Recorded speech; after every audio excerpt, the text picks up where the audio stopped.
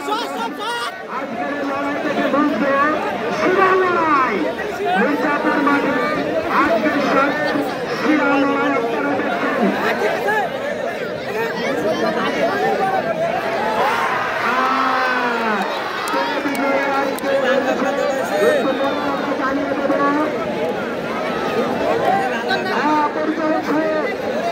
পরিচালক